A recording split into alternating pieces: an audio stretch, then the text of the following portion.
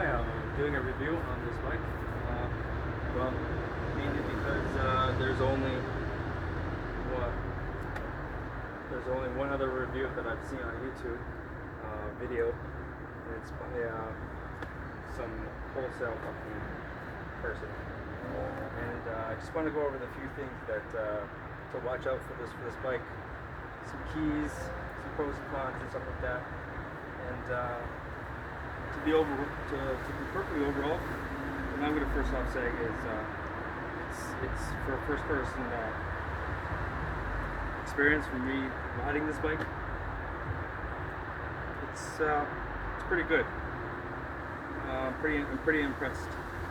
I rode like YZ125s like a couple of times, and some bikes a little bit more powerful, but actually riding them through trails and stuff like that. This is like my first road bike that I've actually paid for in my own pocket, and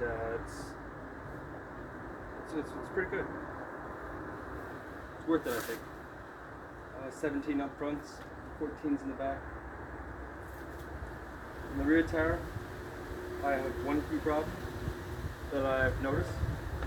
Well, mainly for me, is my rear tire. The spokes seem to get loose for some reason quite quickly. Within I swear, after like a couple of times of riding, I had to tighten some of the spokes up again. So if there's that. But luckily, I'm probably not going to have to do that too much anymore. Well, at least as much, because I'm ordering a brand new tire. So I think that should be one of the top 5 things that I think you should change on this bike. Is the rear tire. Get an actual real tire. Like for instance, like a Dunlop 606 Sport Off Cup or off-road tire. Pirelli's. That's the Pirelli MX Soft 420s. That's what I'm getting. That's what I'm looking at for the rear tire for this. And obviously as well as the front, because why not? You match the damn set. I've changed the carburetor. Oof. Oh yeah. That Chinese shitty ass carburetor, man, I tell you, it's crap. Absolute crap. But even though I went out and got this VM, this Bikuni knockoff carburetor, it's much better. I swear that Chinese carburetor, the stock carburetor before it was on this bike, you're rolling a loud 70% of the bike's performance. I swear. Because as soon as I replaced the carburetor, got like a Bikuni VM 26mm carburetor, it opened right up, 100%. And oh yeah, for sure, she's shifting gears. And yeah, there's a lot of these bikes that I've known. This is vipermax, but this is just an Apollo Z20. It really is. It's just an Apollo Z20. So if anybody looking for like actual reviews and stuff like that, yeah, this is just an Apollo Z20. Vipermax called this the Vipermax Apollo performance bike. Really, honestly, that's their title for it on their website. You can't seem to find this bike anywhere, any other website. I mean, it's quite shit, to be honest. This is such a good bike, and it's a real bargain for the money. Like brand new. I call the dealership. Like, you know, if you want to build it yourself, $1,800 Canadian. If you want it pre-built, if you want it built already for you, then by an actual mechanic, they say. Then obviously it's an extra $100, or $1,900. But just keep in mind, as soon as you buy like these like the Apollo Z20 bike, it's the same thing. Carburetor, Chinese carburetor is crap. Absolute crap for it. It's the first thing you're going to be definitely changing. Now, I got some other stuff too, like even though this has a performance exhaust on it, just like the Z20. Like I said, this is just an Apollo Z20. It's not the Max version, because the difference between the Apollo Z20 and the Apollo Z20 Max is the tire size. That's it. That's it. The Apollo Z20 Max has 19-inch fronts and 16-inch backs. The Z20, same bike, has 17 fronts and 14-inch rears. That's the only difference. It's got the same engine, same carburetor, same everything, other than the tire size. Here's one thing I really did a lot of research looking into this, because like I said at the beginning of the video, there's like only one other video for this bike, and it's done by Kansas Power Sports, their video, and it's only like not even a minute long, for Christ's sake. So I just think this bike deserves a better review. It's got really decent forks, decent suspension. It's pretty soft, but it's fully adjustable. 100%.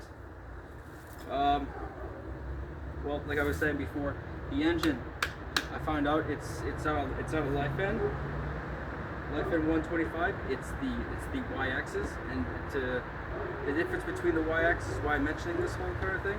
Now I found out and looked at between facts, charts, everything you can think of. I've spent days and days and hours and calculating all this crap. And the difference between the YX engine and the Life End engine on the 125s. Now the Life End engine, it's not as uplifting. It doesn't rev as let's just say as nearly as high. Life Ends are usually known for they're reliable. They're good, strong, reliable engines, but they seem to not really give out as much, if you know what I mean by their people. So, but the difference between the YX motor for the 125, it's got the IRK transmission into it. So with the gearing, it's an RK. I do believe the Life Ends don't have the RK on the 125s and under. Now anything over, I do believe the Life End 140s, they finally it seems like they picked up the gun, but they still, even against like a YX 140, they still don't rev as high enough as it could get away with. But maybe that's the reason why Life Ends are pretty limited when it comes to the revving. So they do last. They are a reliable engine if you want to have your engine a little bit longer compared to the YX motor. But the YX motor, I will always go down to the YX motor, because you're already going to be maintaining these bikes as enough as it is. So what's the point, honestly? And the price difference is they're pretty much the same. The YX motor is much they might be a little bit harder to get more than the Life End motors. You tend to see a lot more Life End 125s motors, just in Life End motors in general, more than these Apollo engines, or which actually this is a Zhangqing engine, or whatever, the Chinese motor, what it is, and it's with the IRK. Now I brought a new exhaust. It's pretty much the same thing as exhaust like this, but it's got like carbon fiber coating around it, and it's gone from a 28mm. This is a 28mm performance exhaust, and the one that I've got for it on the way shouldn't arrive by like August the 6th. It's such a pain in the ass, damn you. The one that I'm replacing, it's pretty much the same thing, other than the fact that it's a 38mm instead of a 28mm, and it's wrapped in carbon fiber too. So yeah, that's gonna be a hit. And it was like $90 on Amazon. Pretty sweet. Other than that, I've got the carburetor pretty much tuned. It's taken me like a day or two just to get it, like, you know, around perfect. But every once in a while, these things shake, and you've got to maintain them. I also got a 17 gear sprocket that I'm going to put in today.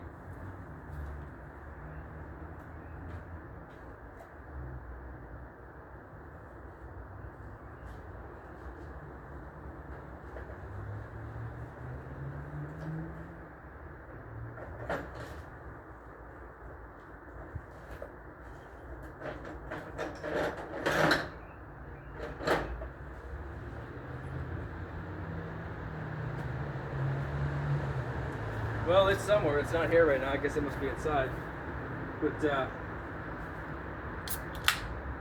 just gonna crack this beer here. And obviously don't drink and drive. Kids are right. But yeah, for a first time dirt bike owning one, Apollo seems the way to go. I was looking at the Taos, but you know, honestly, I'm happy with this because this is a full size. It's not a mid size. It's not like, you know, 3/4 to a full size dirt bike. No, this is a full size dirt bike, regardless of the video that you're seeing right now. So yeah.